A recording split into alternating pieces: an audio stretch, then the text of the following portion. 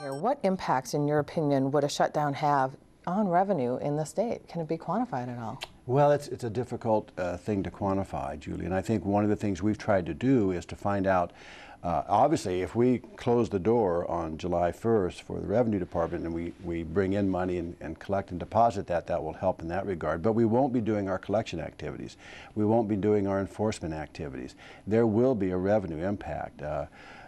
Generally, the collection activities and enforcement activities bring in somewhere along the neighborhood of $50-some million a month. So that sort of revenue stream could be jeopardized. Now, clearly, most of the people in Minnesota pay voluntarily, and that's where the biggest chunk of the revenue comes from, is voluntary payment. So that's going to continue to occur, but there will be some slippage in the revenue collection, and we're concerned about that.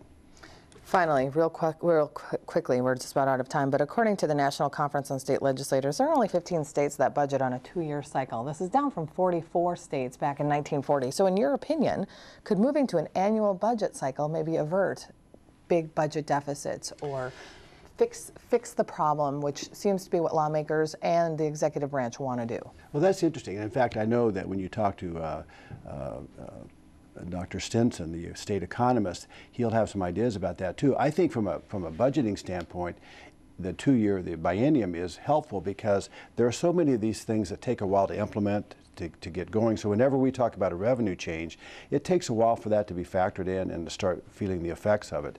So I guess purely from a budget officer point of view and in the Revenue Department, I would prefer a 2-year biennium. But it also, can you imagine doing this every year? The budget negotiation every year. And for me, for the first time, I think I'd rather wait another 2 years before it happens again. But that's good. All right, Commissioner, on that note, we are out of time, but thank you. And we will be tracking, of course, the negotiations closely as they continue. Thank you. My pleasure, Julie.